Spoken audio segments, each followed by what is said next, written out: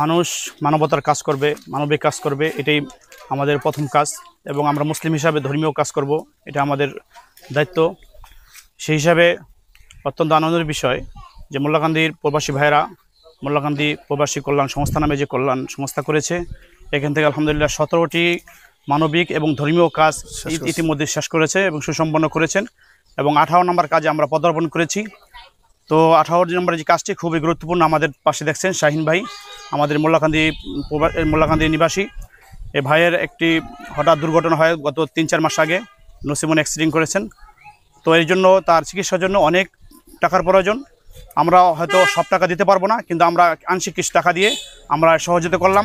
এবং আমি এবং আমাদের এই সংস্থার সকলের পক্ষ থেকে উদারতা আহ্বান করব, আমাদের এই পালেশ্বরে বিশেষ করে যারা প্রবাসে রয়েছেন এবং ভালো বিত্তবান রয়েছেন, তারা এগিয়ে আসুন, মানবিক কাজ করুন, বিশেষ করে শাহিন ভাইয়ের পাশে দাঁড়ান।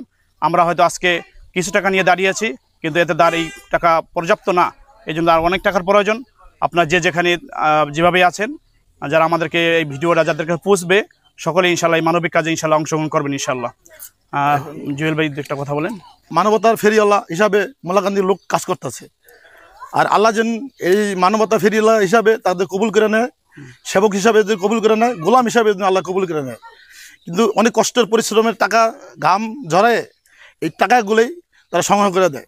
তারা কিন্তু ওই অ্যাভেলেবেলভাবে টাকা দেয় না। এরা অনেক কষ্টের পরিশ্রমে যারা বিদেশ গেছে তারা বুঝতে পারবে যে কি কত কষ্টের টাকা। সেই টাকাগুলোই গরিব মানুষের হাতে দেয়, ঘর উঠে দেয়, মসজিদ দেয়, মাদ্রাসা দেয়। এর মধ্যে আল্লাহ দিন কবুল করে আমাদের আল্লাহর রাস্তায় আমাদের আল্লাহ দিন আমার গোলাম হিসাবে মোল্লাকান্দি পরিবেশী মানব কল্যাণ সংস্থা কে কবুল করে নেয়। এটা হলো আমাদের কথা। অন্য বেশি কথা সময় নষ্ট করে লাভ নেই। আমরা এখন ওনার টাকাটা দেবো, এলো শেষ করছি। ভাই একটু থাকবেন, তুমি দাঁড়াও।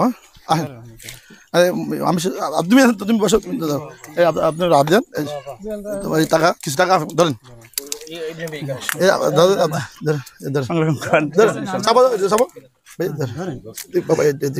আমরা পাশাপাশি দোয়া করি যেন আল্লাহ তাআলা ভাইকে সুস্থ করে দেন। ইচ্ছা করলে আল্লাহ তাআলা চিকিৎসা ছাড়াও সুস্থ করে দিতে পারেন। এটা আমাদের সামান্য একটু তার প্রতি একটু সহানুভূতি। আর আপনারা যেখানে আছেন যেভাবে পারেন ইনশাল্লাহ তার সাহায্যে এবং তার চিকিৎসার জন্য এগিয়ে আসবেন ইনশাল্লাহ। এই বলে আমাদের আজকের এই প্রোগ্রাম ইনশাল্লাহ শেষ করলাম। হ্যাঁ, আর ভাইয়ের একটু কথা শুনবো আমরা। টাকাটা দিয়ে দেন। টাকাটা তুমি এভাবে টাকা ধরে একটা ছবি তুলে নাও, দুটো ছবি তুলে নাও, এভাবে ধরে একটু বলেন। আলহামদুলিল্লাহ, আমি সবার খুশি। প্রবাসী ভাইরা আর বড় ভাই ভাইরা যারা মিলে আমার সহযোগিতা করছে, সবাইকে তৌফিক দান করুক, এটাই আমার আশা। আরো গরিব দুঃখী যারা আছে সবাইকে দান করতে পারে, এটাই আমার আশা। আলহামদুলিল্লাহ। আসসালামু আলাইকুম ওয়া রাহমাতুল্লাহি ওয়া বারাকাতুহু। কাজগুলো করতেছি, এখানে এলাকার যারা আছেন আপনাদের কাছে কিরকম মনে হয়? আমরা কি কাজগুলো ভালো করতেছি? আলহামদুলিল্লাহ। আমাদের এই কাজগুলো কি ঠিক আছে? ঠিক আছে, সুন্দর কাজ। মানবিক কাজ কি মনে হয় ভবিষ্যতে যাতে আরো বড় পরিসরে আমরা আগায় নিতে পারি, এই বিষয়ে আপনাদের কোনো চিন্তা ভাবনা আছে কিনা? আগে নিতে সহযোগিতা তোমরা যদি সাথে থাকো, তা গরিব মানুষ আছে, অসহায় আছে, এই যে শাইনের মতো মানুষ অ্যাক্সিডেন্ট করছে, এই সবার সাথে যিনি তোমরা থাকতে পারো, এটাই আমার কামনা। আলহামদুলিল্লাহ। গরিব মানুষ করতে পারি না, টাকা পয়সা অর্জন করতে পারি না, দিচ্ছে অনেক সাহায্য করছে, অনেক 1 লাখ তো 5 লাখ টাকার সমান আমার উপকার হয়েছে।